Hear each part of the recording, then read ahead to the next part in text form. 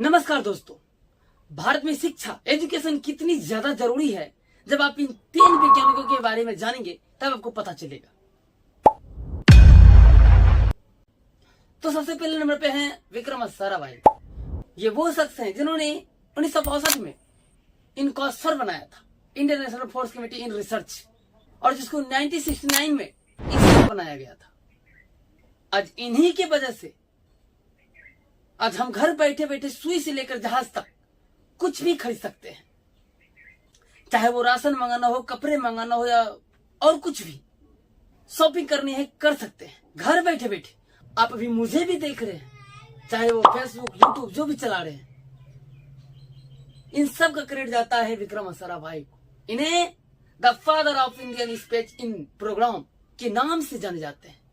इसरो इन्हीं ने बनाया था। और दूसरे नंबर पे है जहांगीर बाबा, जिन्हें एटॉमिक बम का पिता कहा जाता है। इन्होंने ही न्यूक्लियर प्रोग्राम करवाया था, लड़ झगड़ करके, नेहरू से भी, बाद में शास्त्री से भी। और इन्हीं सब की वजह से माना जाता है कि अमेरिका ने इनका प्लेन क्रैश करवाया था, क्योंकि ये भारत को परमाणु संपन्न देश बनाना चाहता था और न्यूक्लियर प्रोग्राम इंडिया ने स्टार्ट कर दिया था लाल बहादुर शास्त्री जी के टाइम पर। लेकिन 1966 में ताशकंद में प्रधानमंत्री भी मर गए, पता नहीं कैसे, और ये भी मर गए यूरोप में प्लेन क्रैश में, पता नहीं कैसे। और तीसरे नंबर पे है अब्दुल कलाम साहब। इन्होंने उन्हीं सब परमाणु हथियार को एक जगह से दूसरी जगह कहीं भी पहुंचाया जा सकता है।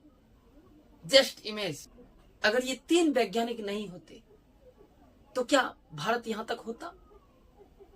जैसा भी है, एजुकेशन हमारे देश में बहुत ज्यादा जरूरी है, क्योंकि किसी को कॉकरोच कह दिया जाता है तो किसी को 2 कौड़ी का ज्ञानी कह दिया जाता है। ये सब साइंटिस्ट हमारे लिए वो किसान होते हैं जो फल वो नहीं खा पाते। जिस तरह आम के पेड़ से लगाने वाले फल नहीं खाते हैं लेकिन उसका जनरेशन खाता है, उसी प्रकार ये सब साइंटिस्ट फल को लगाते हैं लेकिन अगले जनरेशन के लिए फल को छोड़ देते हैं। इन सभी साइंटिस्टों को मेरा नमन है। और आप लोग क्या कहते हैं इन सब साइंटिस्ट के बारे में कमेंट में जरूर बताएं। जय हिंद।